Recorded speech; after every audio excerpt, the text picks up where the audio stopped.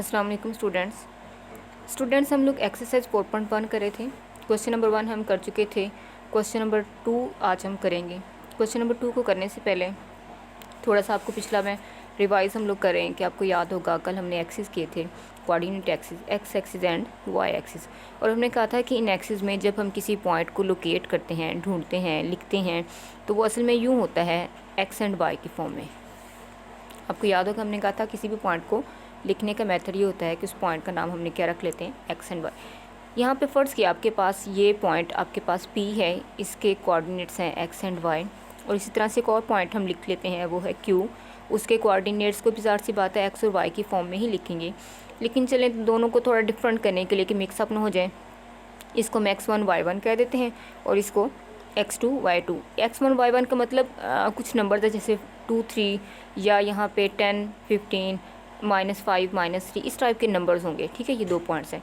तो पॉइंट्स को लिखने का मेथड x एंड y की फॉर्म में लिखने था, जिसमें ये फर्स्ट x कोऑर्डिनेट होता है जिसको अब सीसा कहते हैं, सेकंड y कोऑर्डिनेट होता है जिसको ऑर्डिनेट कहते हैं, और ये आपके पास जो है ये दो पॉइंट्स हैं।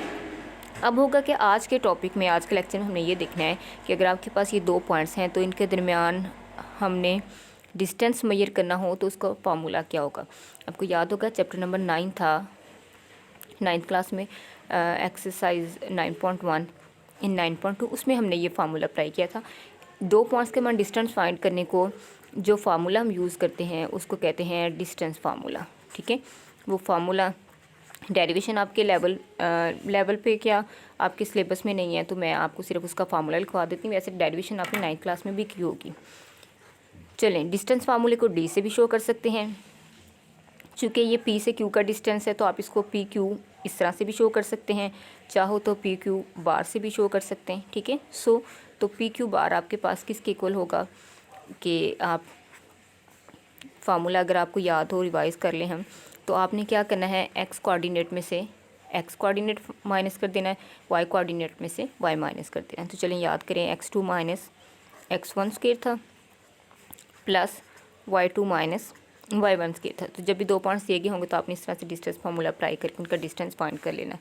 एक आपके पास ये फार्मूला, एक हम और फार्मूला करेंगे जिसको हम जो है मिड पॉइंट कहते थे, मिड पॉइंट फार्मूला। ये भी अपने 9.3 जब अपने 9th क्लास में की थी ना, तो यहाँ पे वहाँ पे ये फार्मूला भी किया था। मिड पॉइंट फार्मूला वो क्या है, कहता है अगर आपके पास P एंड Q है, आपने यहाँ पे इनका एक मिड पॉइंट फाइंड करना, फॉर एग्जांपल M फाइंड करना है। ठीक है, तो उसका आप उसके कोऑर्डिनेट्स को x y का नाम दे दें तो वो मिड पॉइंट आप कैसे फाइंड करोगे। तो वो जो मिड पॉइंट फार्मूला होगा एक्स वाई, उसका चूँकि मिड है ना, तो उसमें आपने क्या करना है कि इनका मिड फाइंड कर दें। क्या होगा, हाफ़ करने का मेथड क्या होता है कि जितने भी नंबर्स हैं उनको ऐड करके 2 पे डिवाइड, 2 नंबर्स हैं दोनों को ऐड करके 2 पे डिवाइड कर देंगे। तो वाई कोऑर्डिनेट को भी आपने y1 y2/2 कर देंगे, तो ये मिड पॉइंट फार्मूला हो जाएगा। ये दो फार्मूलाज आपने करने हैं। आपका जो क्वेश्चन नंबर 2 है वो इन दो फार्मूला से हो जाएगा। अगर आप क्वेश्चन नंबर 2 को देखेंगे तो वो कह रहा है find in each of the following cases, find in each of the following. सबसे पहले कहता है डिस्टेंस आपने फाइंड करना है किसमें, बिटवीन 2 गिवन पॉइंट्स में, जो 2 गिवन पॉइंट्स आपके उनमें डिस्टेंस फाइंड करना आपने। उसके अलावा आपने क्या फाइंड करना है, आपने इनमें मिड पॉइंट फाइंड करना है, mid points of the line segment joining the 2 points. तो ये जो आपके पास ए पार्ट एंड बी पार्ट आपके स्मार्ट सिलेबस में शामिल है।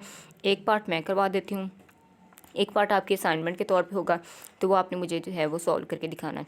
तो क्वेश्चन नंबर ए पार्ट मैं आपको करवा देती हूँ। क्वेश्चन नंबर 2 उसका ए पार्ट है। क्या है हमारे पास ए पार्ट, ए पार्ट में उसने 2 पॉइंट्स आपको दिए हुए हैं, ए है 3 एंड 1 और बी आपके पास है -2 एंड -4। और वो क्या कह रहा है, दोनों का पार्ट, फर्स्ट पार्ट में कहता है आपने डिस्टेंस फाइंड करना है दोनों पॉइंट्स के दरमियान, और साथ आपने क्या फाइंड करना, mid points of the line segment. तो चलें सबसे पहले डिस्टेंस फाइंड करते हैं। डिस्टेंस फाइंड करने का क्या मेथड है, हमने कहा था जिन दो पॉइंट्स के दरमियान डिस्टेंस होगा उनको ए बी लिख देंगे। ए बी इस तरह भी लिख सकते हो, ए बी मॉड जो है वो भी आप लिख सकते हो, दोनों तरह से हो सकता है। तो चलिए हम मॉडुलस फॉर्म लगा देते हैं। इससे ये होता है कि दोनों के दरमियान डिस्टेंस का जो है वो शो हो रहा होता है। चलें, वैसे ये भी लिखते हैं ना, तो ये वेक्टर्स को शो करता है। चूँकि वेक्टर्स आप लोगों ने भी नहीं पढ़े हुए, फिज़िक्स में तो शायद पढ़े हों, तो इसलिए ये हम नहीं लिख रहे। तो हम इसमें मॉडुलस फॉर्म आपको याद होगा, उसकी मैग्नीट्यूड को शो करती है। तो चूँकि डिस्टेंस में मैग्नीट्यूड ये, इसलिए हम ये मॉडुलस फॉर्म में लिख लेते हैं। तो चलें, फार्मूला आपके पास क्या है, x2 minus x1 square plus y2 minus y1 square. तो कोशिश कीजिएगा x2 कौन सा होगा, जो बाद में पॉइंट आ रहा है ना b पॉइंट, वो y2 होगा, और जो फर्स्ट पे आ रहा है उसका कोऑर्डिनेट्स को x1 y1 करेंगे। तो चलें, x में से x माइनस कर दें, -2, x2 ये -2 होगा, -1 स्क्वायर प्लस y2 क्या होगा, -4 -1 स्क्वायर। ठीक है, तो ये हो जाएगा -3 स्क्वायर प्लस -5 स्क्वायर 9 + 25, और ये आपके पास कितना हो जाएगा, 34 स्क्वायर रूट। सो ये दो पॉइंट्स के दरमियान क्या हो गया, आपका डिस्टेंस हो गया। नेक्स्ट वो सेकंड पार्ट में क्या कह रहा है, सेकंड पार्ट में कहता है कि आप इनका जो है वो मिड पॉइंट पे फाइंड करें। तो यही दो पॉइंट्स हैं, हम लिख लेते हैं।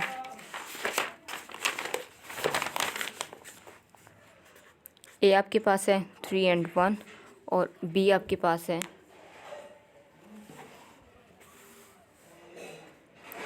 -2 और -4।